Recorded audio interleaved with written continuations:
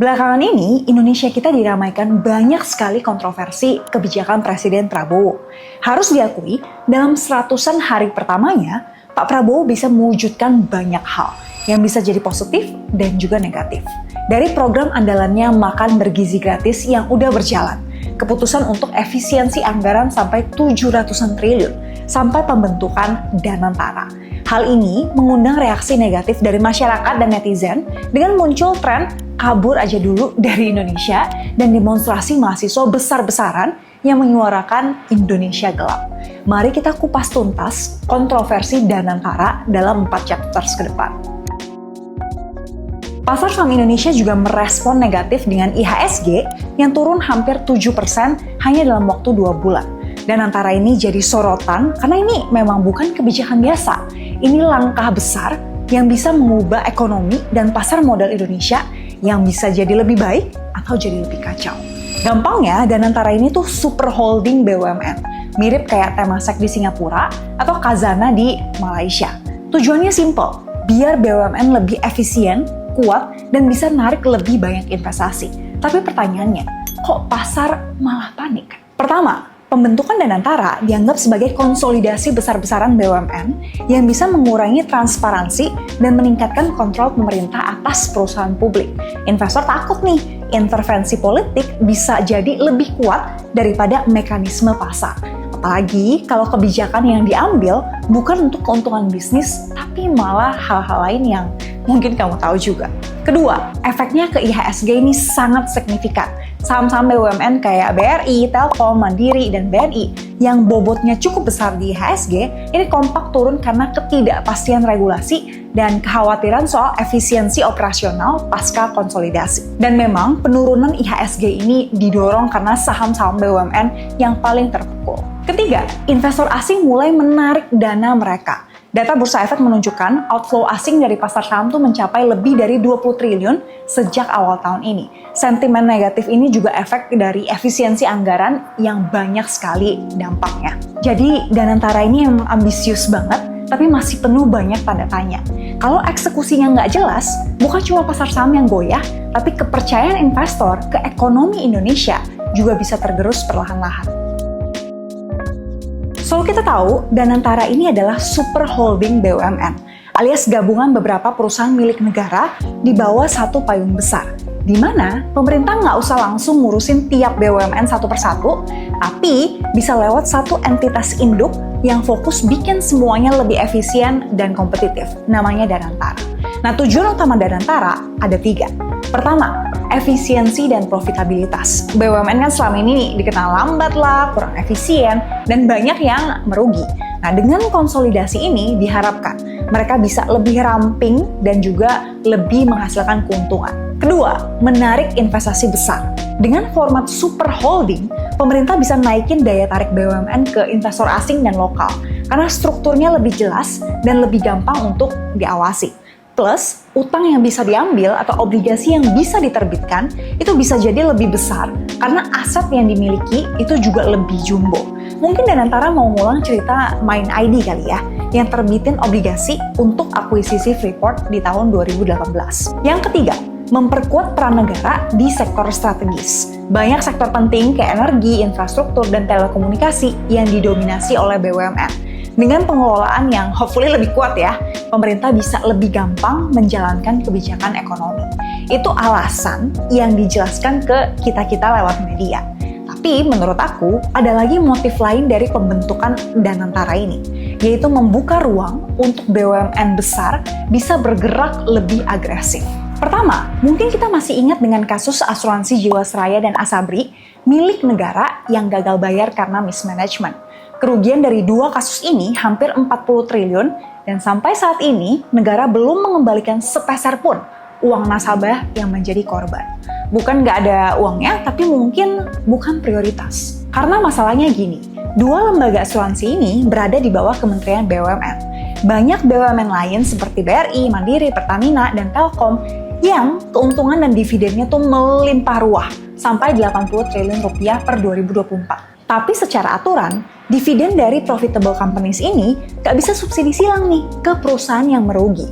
kementerian harus balikin dividen ke Kemenkeu sebagai pendapatan negara dan minta lagi lewat APBN atau PMN kalau mau bayar BUMN yang rugi. Ini yang dilihat tuh repot dan sangat birokratis.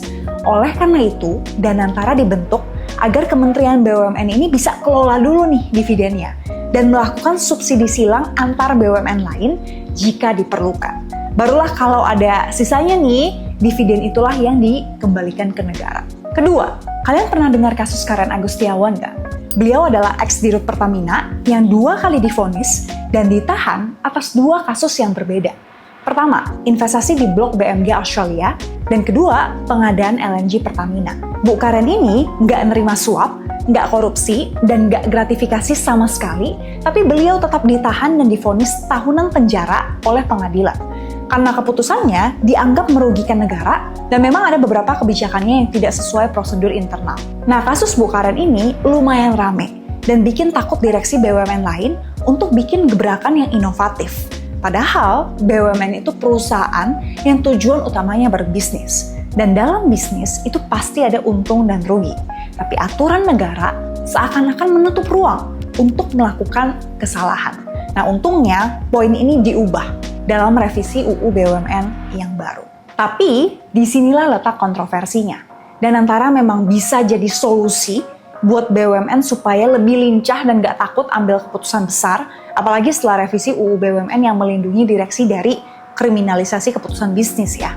Tapi di sisi lain, banyak yang khawatir justru ini malah bikin pemerintah punya kontrol lebih besar atas perusahaan-perusahaan yang strategis.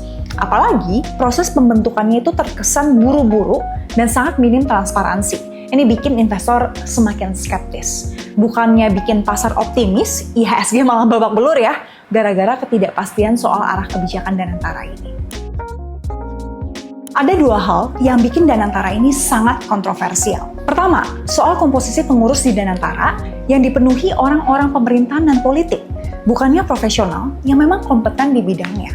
Ini yang menjadi concern utama investor saham dan investor obligasi kita. CEO Danantara, Rosan Ruslani adalah Menteri Investasi yang aktif saat ini dan Ketua Tim Kampanye Prabowo Gibran di Pilpres 2024. CIO-nya, Pandu Syahrir, adalah pengusaha batubara sekaligus keponakan dari Pak Luhut Panjaitan. Sedangkan COO-nya, Doni Oskaria, adalah Wakil Menteri BUMN dan paman dari Raffi Ahmad. Masalahnya, Rosan dan Doni ini rangkap jabatan. Ini berpotensi menciptakan konflik kepentingan antara regulator dan operator.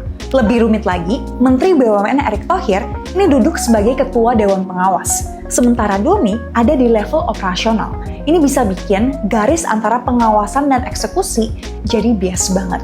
Dewan Pengawasnya ini pun makin memperkuat kesan politis karena diisi oleh mantan Presiden Jokowi dan SBY yang masih aktif dalam politik. Kredibilitas lembaga ini dilihat sangat negatif di mata investor global karena cenderung nggak profesional dan sangat berisiko akan intervensi politik. Kalau Pak Prabowo berani, seharusnya pemimpin badan sepenting ini adalah orang-orang terbaik di bidangnya. Biar kalau mereka nggak bagus kerjanya, Pak Prabowo juga nggak perlu ragu untuk evaluasi dan ganti agar pemerintahan Bapak benar-benar bisa berbasis meritokrasi. Poin kedua yang menjadi kontroversi adalah pasal yang in a way memproteksi Danantara dari audit BPK dan investigasi KPK. Dalam revisi UU BUMN yang disahkan DPR awal Februari lalu, pemeriksaan laporan keuangan tahunan Danantara ini dilakukan oleh akuntan publik. BPK dan KPK hanya dapat memeriksa jika ada permintaan dari DPR yang mana mostly diisi oleh koalisi Prabowo dan pemerintah. Jadi, bagaimana nasib IHSG dan ekonomi Indonesia ke depannya? Apakah ini buying opportunities? Atau ini kelanjutan dari pasar modal kita yang lesu untuk bertahun-tahun ke depan? Danantara bisa jadi pedang bermata dua. Kalau dieksekusi dengan baik, BUMN jadi lebih efisien, ini bisa memperkuat ekonomi kita. Super holding ini akan jadi alat untuk ekspansi besar di sektor energi, infrastruktur, telekomunikasi, dan lainnya. Dan BUMN hopefully bisa lebih mandiri, menghasilkan dividen yang lebih banyak, pendapatan negara selain pajak meningkat, dan tidak perlu berutang sebanyak hari ini lagi. Tapi kalau enggak, kalau malah jadi alat politik, pengelolaan BUMN malah jadi nggak efisien dan ambil utang banyak untuk proyek-proyek mangkrak, beban fiskal pemerintah juga bisa bertambah kalau BUMN dalam holding ini butuh bailout nantinya. Ujung-ujungnya bakal naikin atau nambah pajak yang diambil dari masyarakat lagi. Harga saham BUMN bisa terus turun yang akhirnya akan menyeret IHSG jatuh ke lubang yang lebih dalam. Kalau transparansi dan governance Danantara ini nggak jelas, investor global bakal tarik modal lebih banyak lagi dan ini bisa bikin rupiah kita melemah dan pasar keuangan lesu. Bukan yang nggak mungkin, mata uang rupiah terhadap US dollar bisa-bisa nembus 20.000. Dan jujur aja, untuk saat ini I think it's too early to tell. Kalau mau nyicil beli di harga murah, ya boleh aja. Karena memang secara valuasi udah murah ya untuk BRI, Mandiri, Telkom, dan BNI. Mungkin secara operasional nggak akan banyak terdampak, hopefully, tapi bisa aja terjadi valuation downgrade secara struktural. Kalau mau lebih aman, probably saham BCA will be a better option, karena ini perusahaan swasta yang mungkin bisa diuntungkan dari kondisi ini. Well, itu perspektif aku soal Danantara, semoga membantu. See you di video lain, and hopefully at the time, Indonesia is getting better.